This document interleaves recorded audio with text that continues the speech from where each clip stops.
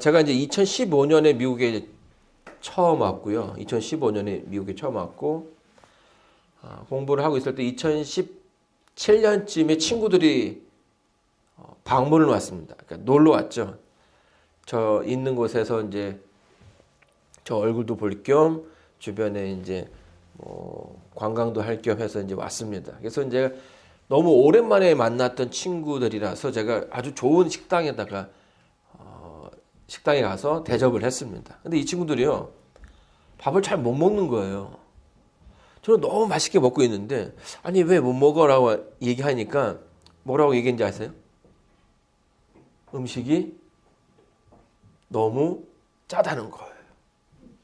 그래서 저는 너무 잘 먹고 있는데, 음식이 너무 짜서 이게 좀 먹기가 힘들다라는 얘기를 하더라고요. 근데 그 말을 들었을 때에 제 머릿속에 생각나는 것이 뭐였냐면, 제가 3년 전에, 2년 전에 왔을 때 처음 느꼈던 그 생각이었거든요. 그래서 2015년에 왔을 때 그 앤드루스 있는 대학의 뭐 장로님들 사람들이 막 이렇게 초대해 주셔가지고 막 식당 같은 데 가서 밥을 먹었는데, 이상하게 하나같이 음식들이 다 짜더라는 거예요. 짠 거예요. 그래서 야, 이거 음식 짜다. 이거 못 먹겠다. 그래서 막 그 프렌치 프라이 같은 것도 시키면 다 그 소금을 다 이렇게 털어내고서 이제 먹었던 기억이 나는 겁니다. 2년 동안 뭐 한 거예요? 제 입맛이 바뀐 거예요. 그래서 나도 처음에 미국에 왔을 때 그런 생각을 가졌었지. 근데 지금은 너무 맛있네 라고 하면서 나도 모르는 사이에 그 입맛이 점점 이렇게 좀 더 짠 것을 즐겨 먹는 라이프 스타일로 바뀌게 된 거죠. 그 미국에서 이제 제가 제빵 협회에서도요, 사실은 사람이 하루 먹어야 되는 그 권장 소금의 양이 있습니다. 근데 그 제빵 업체에서 기준이 되는 그 소금의 양이 점점점 늘어난다라는 거예요. 그 이유가 뭘까요? 사람들이 입맛이 점점 짜니까 예전에 넣었던 만큼의 소금을 넣으면 맛이 없다라고 생각을 한다라는 거예요. 그래서 점점 그 소금을 더 넣고, 또 설탕도 어때요? 설탕도 더 넣어서 사람들의 그 입맛을 잡기 위해서 노력을 한다라는 겁니다. 그러니까 우리가 예전처럼 아주 뭐 건강한 음식을 먹나라 하지만 우리는 시간의 흐름에 따라서 더 짜고 더 단 맛을 선호할 수밖에 없다라는 거죠. 왜냐하면 우리가 살고 있는 이 시대가 이제 그런 어떤 그 자극적인 것들에 대해서 만족을 하게 되는 시대인 것 같아요. 그리고 예전보다 못한 것들이 있으면 그것에 쉽게 만족하지 못하고 더 많은 자극, 더 많은 즐거움을 갈구하는 삶을 살아간다는 것입니다. 이런 것들을 이제 보게 되면 이 시대가 어떻게 흘러가는 건가에 대한 생각을 하게 될 수 있고요. 또 이런 것들은 한편으로는 사단이 우리를 그렇게 흘러가게끔 만든 것은 아닌가라는 생각을 좀 하게 되는 거죠. 하나님께서 주신 또 아름다운 또 건강한 몸을 사단이 그것을 이렇게 좀 잘 사용하지 못하게끔 그 건강을 잃어버리게 되고, 또 쉽게 또 중독이 되고 또 이렇게 탐닉하게 되는 그런 삶으로서 인도해 간다라는 것입니다. 성경에서 예수님께서 그 받으신 시험 가운데 맨 첫 번째 시험이 어떤 시험이었습니까? 음식에 관한 거였어요. 여러분, 이 먹는 것이 시험이 될 수 있을까요? 네. 많은 사람들이 먹는 게 무슨 시험이야 라고 이야기하지만 이 먹는 것이 시험이 될 수 있다라는 것이고요. 실제로 예수님의 그 세 번의 그 시험 가운데 첫 번째는 바로 이 식욕에 관한 시험이었다는 것입니다. 자, 그러면 어떻게 먹는 것이 시험이 될 수 있을까요? 우리 장수현 사님. 부절제. 네. 이 부절제로 인해서 어떻게 됩니까? 네, 많은 병들이 오고. 사실 뭐 우리가 한 달에 한 번 먹는다라고 한다면 이거 가지고 크게 뭐 이렇게 유혹을 받을 거라고는 생각하지 않습니다. 그러나 우리가 매일같이 하루에 2번, 3번을 먹어야 한다라는 거죠.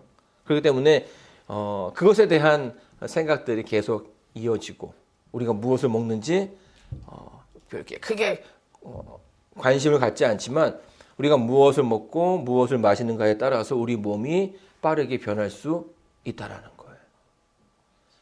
그래서 이제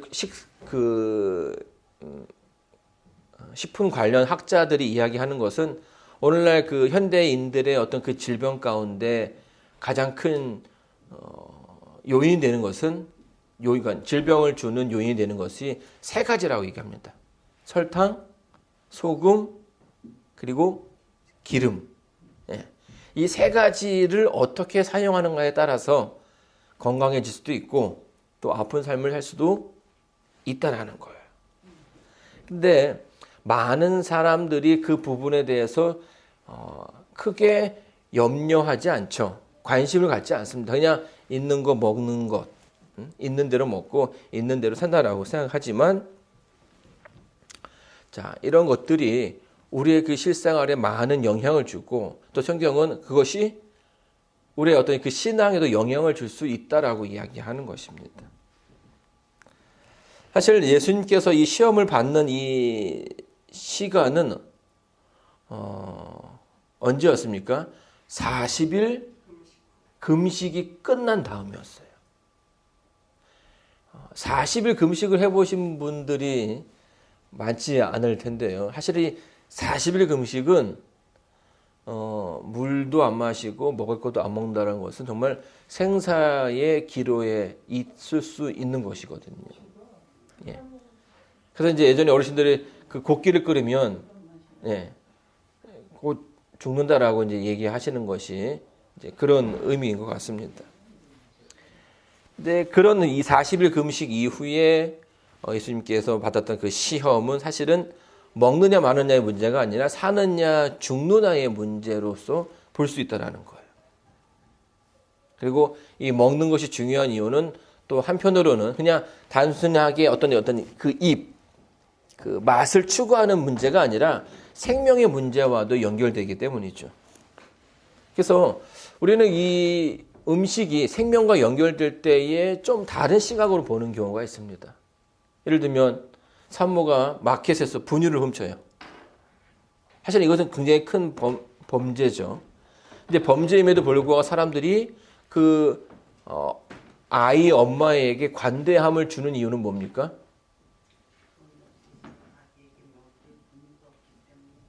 그렇죠. 그냥 이것이 자기의 그냥 먹는 문제가 아니라 생과 사의 문제이기 때문에 사람들은 그 부분에 대해서 좀 다른 시선으로 본다라는 거예요. 그래서 이 생존이라는 것 자체가 사람들에게 좀 다른 생각을 가지게끔 만들죠. 앰뷸런스가 빠르게 이용 하고서 움직이면 어떻게 됩니까? 그 길가의 모든 차들이 길 가로 서게 됩니다. 이건 나의 어떤 편의의 문제가 아니라 한 사람이 죽고 사는 갈림길에 있기 때문에 사람들은 그것을 도와야 한다라고 생각하는 거죠. 자, 그런데 문제는 뭐냐면요. 우리가 이제 신앙을 할 때에 이 먹고 사는 문제를 늘 생존의 문제로 연결시키고요. 또 우리의 어떤 신앙의 문제로 연결하는 데 있다라는 것입니다. 여러분 다니엘서 1장을 보게 되면 거기에 다니엘과 다니엘의 새 친구들이 등장하게 됩니다. 그리고 그들이 포로의 그 삶을 살고 있는 그들에게 새로운 도전이 주어지게 되죠. 예전에 그 이스라엘에서 먹지 못했던 산의 진미들이 그들의 앞에 놓이게 됩니다. 그리고 이것을 먹어야 하는 문제로 그들에게 제시가 된 거예요. 자, 그럼 여러분 아시는 것처럼 어떻습니까? 다니엘과 새 친구들이 그 앞에 놓여진 그 많은 음식들 앞에서 어떻게 합니까? 그것을 막 먹든가요? 사실은 그 상황 자체가 좀 특이한 상황이었습니다. 자기가 거기에 뭐 관광을 온 것도 아니고 원해서 온 것도 아니라 나라가 멸망하고 한 나라의 포로로 잡혀온 그런 상황인 것이죠. 그래서 어쨌거나 지금 그 왕의 말을 잘 들어야 더 살 수 있고 더 대우를 받을 수 있는 아주 중요한 순간 가운데 이 다니엘과 그 세 친구들이 고민하는 것입니다. 어떤 고민이에요? 이 음식을 먹을 것이냐? 아니면 하나님께서 나에게 허락하신 대로 살아야 하느냐? 하는 거죠. 뭐 우리가 이제 일상생활에서 그런 결정을 한다라는 것은 하게 되는 일은 많지는 않을 거라고 생각이 됩니다. 그러나 우리의 인생에서 그런 일들이 있을 수 있다라는 거죠. 뭐 한국에서 남자들이 이제 군대를 가게 되면 이제 그런 경험들을 하게 돼요.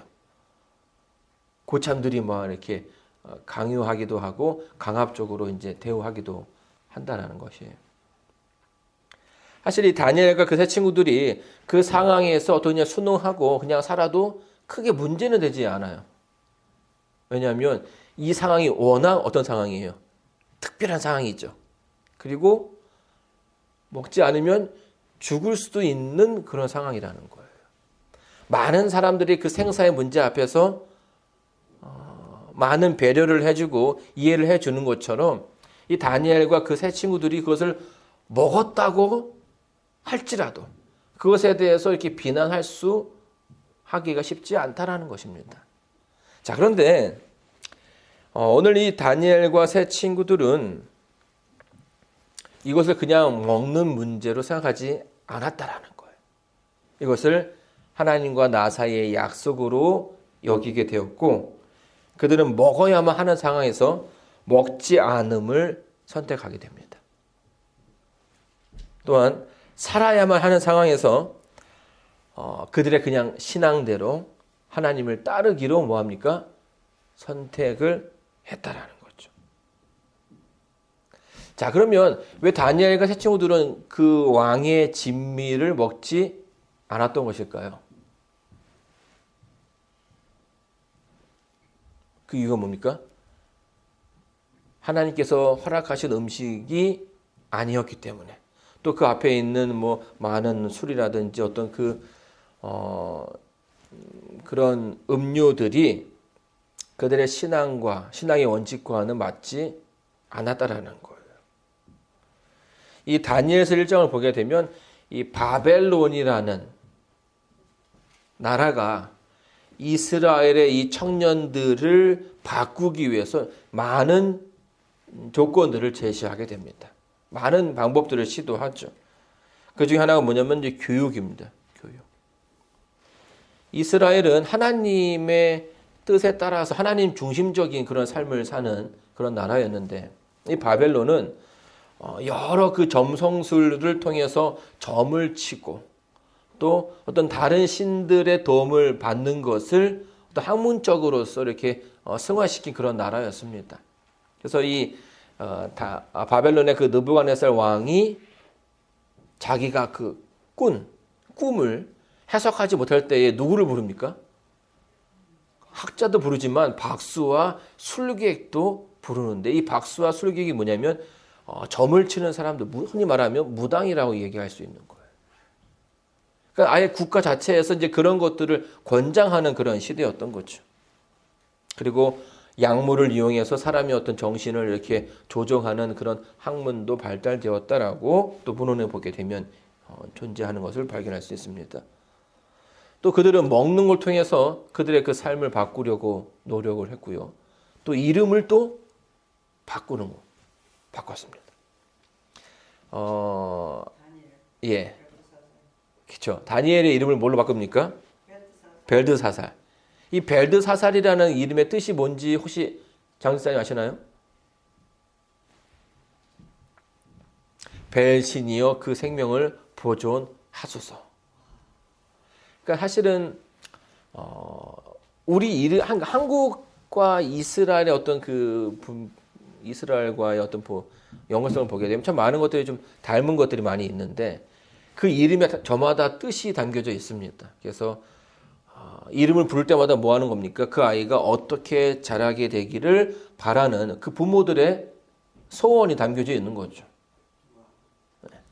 근데 이제 이 다니엘이라는 이름의 원래 뜻은 뭐냐면요. 이 단이라는 단어는 심판이라는 단어예요. 그 니는 나라는 뜻이고 엘은 하나님입니다. 그래서 하나님이라는 그 이름을 뜻할 때에는 다 엘이라는 단어가 들어가는 것을 보게 되죠.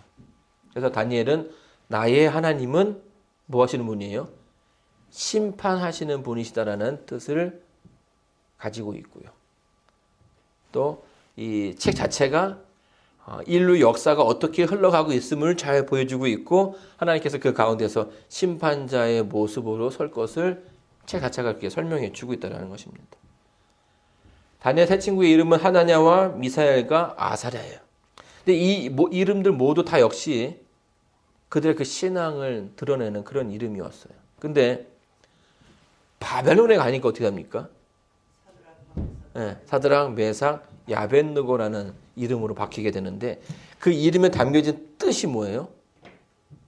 다 이방신과 연결되어 있는 이방신의 종, 이방신과 같은 그러니까 그 신과 같은 달신과 같은 분이 어디 있느냐라고 하는 정도로 이제 그런 의미를 가지고 있다라는 거예요. 뭐 하는 겁니까? 그들의 이름을 바꿈으로써 그들이 가지고 있는 신앙, 또 세계관까지도 바꾸고자 하는 것이 이제 바벨론이 시도했던 것입니다. 그냥 단순하게 몇 개를 바꾸는 것, 삶의 몇 개를 바꾸는 것이 아니라 그들은 바벨론이 이제 그런 변화를 통해서 이 다니엘과 다니엘의 그 세 친구들의 사상을 바꾸고자 했다라는 거예요. 그 가운데 하나가 뭡니까? 음식이 바뀌었다라는 거죠. 그 말은 단순하게 우리가 이제 음식에 대해서 좀 쉽게 생각하지만, 그 음식을 통해서 우리의 그 생각과 삶이, 사상이 바뀔 수 있다라는 거죠. 예전에 그 연세대학교가 그 선교사가 세운 그런 기독교 학교로 출발하신 것을 잘 알고 계실 겁니다. 네, 삼육대학과 마찬가지로 이 연세대학교에서는 술을 먹지 않는 학교였어요. 근데 어떻게 합니까? 축제를 할 때에 학생회에서 이 축제 기간만 술을 좀 먹게 해달라고 요구했어요. 그래서 결국에는 그러면 이번만 허락해 주겠다라고 얘기했는데 그 뒤로 연세대학교는 학교 안에서도 술을 마실 수 있는 마시는 학교가 된 것입니다. 뭘 말합니까? 여러분 한 번은 결국엔 사람들은 한 번이라고 얘기하지만 그 한 번은 결국 그것을 허락해 주는 또 다른 이유가 된다라는 거예요. 만약 다니엘과 세 친구들이 그냥 내가 여기에 사는 동안만 그냥 한 번만 하면 그런 마음으로 이제 하는 사람들이 하실 수 있겠지만 그것이 결국에는 뭐 하는 거예요? 아예 그 삶을 바꿀 수도 있다라는 겁니다. 자, 그래서 많은 사단은 사람들을 유혹할 때 이 먹는 것에서부터 유혹할 경우가 많이 있다라는 걸 보게 돼요. 예수님에게 다가갈 때에도 그 약해진 신체 가운데 음식물을 통해서 그런 유혹을 시작했다라는 것은 또 다른 의미가 있다라고 보입니다. 자, 누가복음 4장 1절로 3절 말씀을 다 같이 한번 보도록 하겠습니다. 누가복음 4장 1절로 3절입니다. 예수께서 성령의 충만함을 입어 요단강에서 돌아오사 광야에서 40일 동안 성령에게 이끌리시며 마귀에게 시험을 받으시더라. 이 모든 날에 아무것도 잡수시지 아니하시니 날수가 다함에 주이신지라. 마귀가 이르되 내가 만일 하나님의 아들이거든 이 돌들에게 명하여 떡이 되게 하라. 예, 감사합니다. 자, 사단이 등장을 합니다. 아주 배가 고픈 상황 가운데서 등장을 해서 뭐라고 얘기하냐면 하나님의 아들이거든 이 돌로 떡을 만들라라고 이야기를 하죠. 여러분, 흙으로 사람을 만드신 하나님께서, 예수님께서, 하나님께서 돌로 떡을 만드는 것이 어려울까요? 그렇지 않죠. 네. 뭐 그냥 어쩌면 이 지구 전체를 떡으로도 만들 수 있는 그런 분이라고 생각이 됩니다. 자, 근데 사단이 예수님께 나와서 하나님의 아들이여든 이라는 이 표현을 사실은 뭘 담고 있습니까? 또 다른 하나님의 어떤 그 뜻을 오해하게끔 하는 의도를 담고 있다라는 거예요. 지금 예수님께서 그 모든 시험을 하나님의 아들로서 감당하고 계시는데 사실 사단이 보기에는 왜 하나님의 아들이 이렇게 어려운 삶을, 어려운 시험을 받고 있느냐라고 이야기하고 있는 것이죠. 근데 이러한 시험은요, 우리가 신앙할 때에도 종종 우리의 그 삶 가운데 드러난다라는 거예요. 내가 하나님의 일을 열심히 하고 있는데, 내가 하나님의 자녀인데, 하나님의 아들인데, 나에게 이런 일이 왜 생기는가라는 질문으로 바꿀 수 있다는 거예요. 사단이 그러는 거죠. 만약에 하나님의 아들이라면 이렇게 배고픔 가운데 두지 않았을 거라는 거예요. 여러분, 우리가 이런 시험 가운데 늘 하는 실수는 뭐냐면 그 상황 가운데 그 상황으로서 자기의 신앙이라든지 자기의 상황을 이해하려고 한다는 거죠. 하나님이 계시는데 왜 내가 이렇게 고난을 받는가? 이 고난과 뭘 하는 겁니까? 하나님의 사랑을 매칭하지 못하는 거예요. 하와에게도 이제 은연중에 그렇게 다가오죠. 하나님이 정말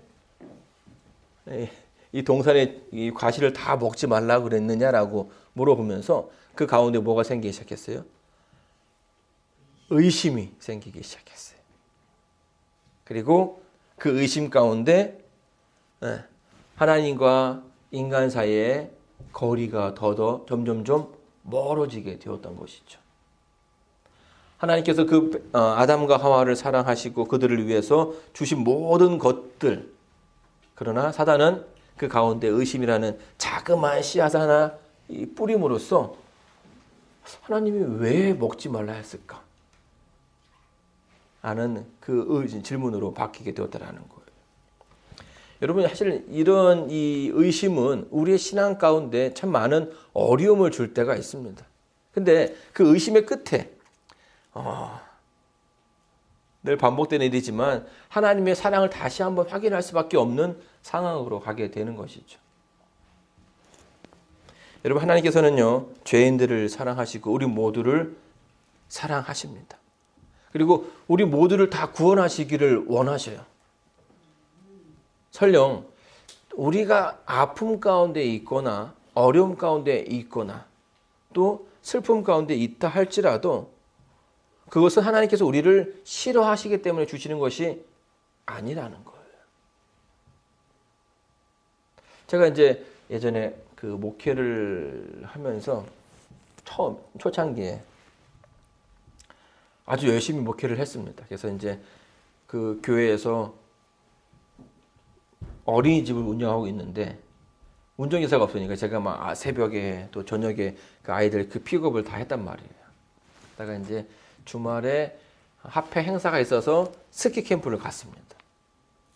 근데 스키를 잘 타다가 이게 몸이 좀 이렇게 피곤해 누웠는지 타다가 넘어졌어요. 넘어지면서 어깨 인대가 끊어졌거든요. 그래가지고 이제 한 달을 앉아서 누워서 자지 못하고 앉아서 이제 생활을 해야 됐는데 그때 제 머리 가운데 드는 생각이 그거였어요.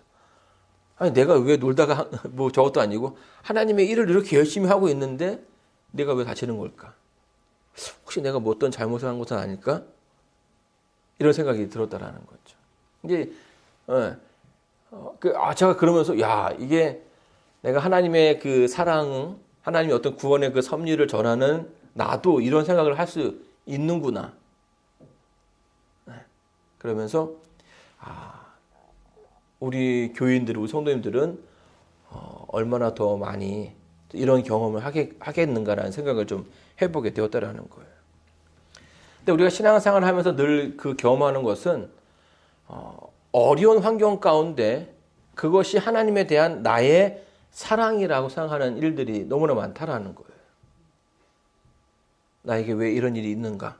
혹시 내가 어떠한 잘못을 했는가? 하나님이 나를 싫어하시는 것은 아닌가? 나에게 벌 주시고자 하는 것인가? 이런 생각들을 한다는 거죠.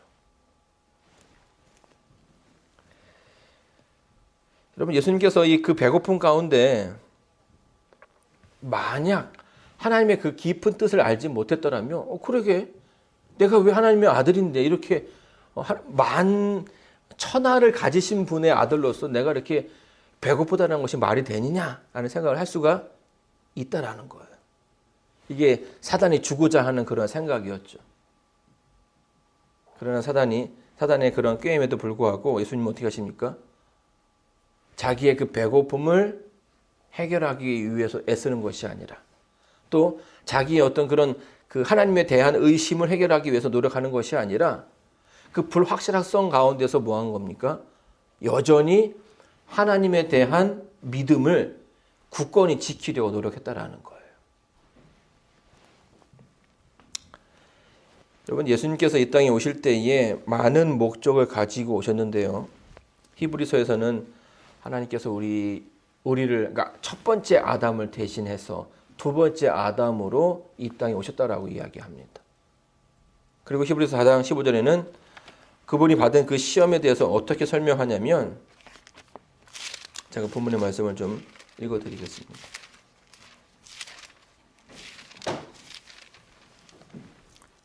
히브리서 4장 15절에서는 우리에게 있는 대제사장은 우리의 연약함을 동정하지 못하실 리가 아니요 모든 일에 우리와 똑같이 시험을 받으신 이로되 죄는 없으시로다.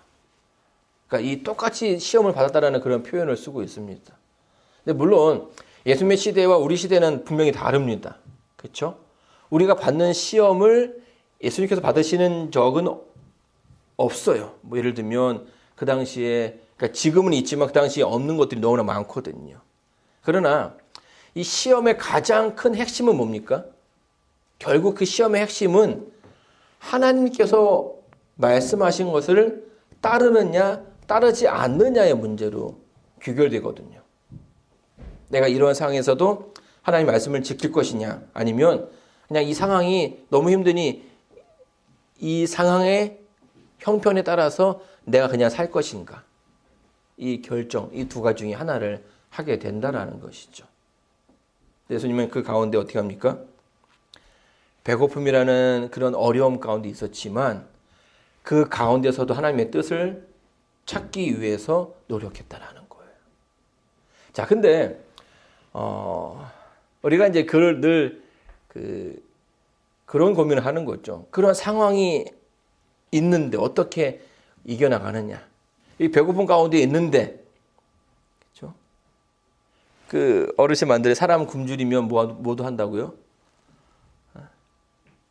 훔치는 것도 할 수 있다라고 이야기를 하죠. 그래서 제가 뭐 서두에 말씀드린 것처럼 이 아기 분유를 훔치는 여인에게 동정, 자비가 가는 이유는 그 상황 자체가 너무나 특이하기 때문이라는 거예요. 그래서 사단이 늘 그 부분을 연결시킨다는 거죠. 먹는 문제와 생존의 문제와 신앙의 문제. 자, 이런 가운데 많은 사람들이 그 상황적인 선택을 하게 됩니다. 하나님의 원칙이 아니라 그 상황에 맞는 그런 선택을 한다는 거죠. 자, 근데 뭐 예수님도 그런 똑같은 상황입니다. 지금 먹지 못하면 죽을 수도 있는 그런 위험한 상황인데 그 가운데 뭐라고 이야기하냐면,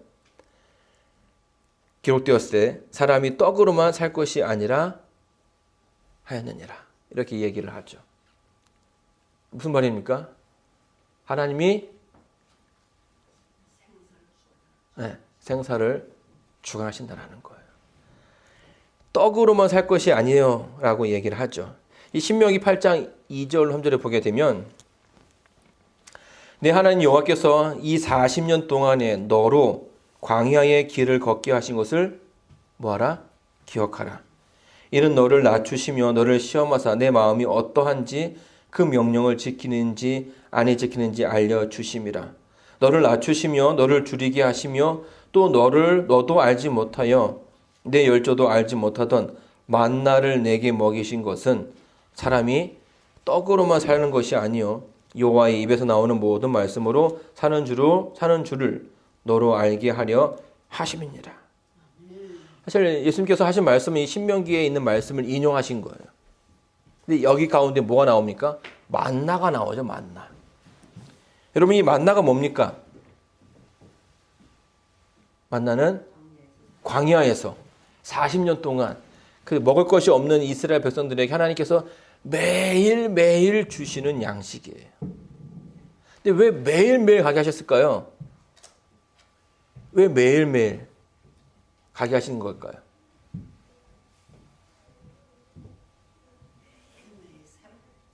매일매일 그 음식을 주시는 분이 하나님이라는 것을 알게 하신 거죠. 우리가 이제 그 주 기도문 가운데서도 보게 되면요. 일용할 양식이라는 그런 표현이 나옵니다. 이제 일용할 양식은 하루에 이용할 양식이에요. 이왕 기도할 거 하나님 우리에게 1년 먹을지 양식을 주십시오라고 기도하면 얼마나 간단합니까? 매일 안 해도 되고요. 근데 성경은 하루 이용할 음식을 위해서 기도하라고 이야기하는 것이에요. 그 이유는 뭐예요? 그것이 단순하게 먹을 것을 구하라는 것이 아니라 그것을 주시는 분을 뭐하라는 겁니까? 기억하고 그분께 의지하라는 것이에요. 여러분 우리가 신앙을 이 땅에서 신앙한다라는 것이 참 어려울 수가 있습니다. 여러 다른 상황들을 만나게 되거든요. 그리고 그런 상황마다 뭐 하는 겁니까? 내 신앙을 흔드는 그런 상황들을 만나게 된다는 거예요. 그리고 하나님의 말씀을 의심하게 되는 상황을 만난다는 거죠. 그리고 그것을 세상의 그 방식을 따르지 않을 때에는 내가 죽을 수도 있다라는 것을 늘 뭐 하는 겁니까? 억압하는 거죠. 그렇게 그 공포를 준다라는 거죠. 그런데 예수님은 그 가운데 하나님께서 함께 하심을 말씀해 주셨고요. 그 광야의 어려운 시기 가운데 매일매일 하나님께서 그들의 그 필요를 채워주셨다는 것을 언급하고 있는 것입니다. 마태복음 6장 33절에 성경은 이렇게 이야기합니다. 너희는 먼저 그의 나라와 그의 의를 구하라. 그리하면 이 모든 것을 너희에게 더하시리라. 여러분 사실 우리가 살고 있는 이 시대는요. 점점 마지막을 향해 가고 있습니다. 그리고 우리가 예측하지 못하는 일들이 너무나 많이 생기게 되었고요. 그 불확실성은 우리의 신앙에 큰 위기로 오고 있다는 거예요. 그리고 먹고 사는 문제에 대해서 고민하게 되고 참 많은 사람들이 그 앞에서 신앙을 놓아버리는 일들이 많다라는 거죠. 그러나 이럴 때 하나님께서 우리에게 말씀대로 그 신앙대로 살아가기를 권하고 계십니다. 특별히 하나님께서 그 세상의 공포 가운데 우리를 두시는 것이 아니라 그 가운데 있지만 그 백성들 하나님께서 선택하신 하나님을 믿겠다라고 선택한 백성들을 지키는 그 모습들을 우리가 발견하게 된다는 거죠. 이사야 33장 16절에는 이렇게 설명해 주고 있습니다. 의인의 적은 소유가 많은 악인의 풍부함보다 승하도다. 악인의 팔은 부러지나 의인은 여호와께서 붙드시도다.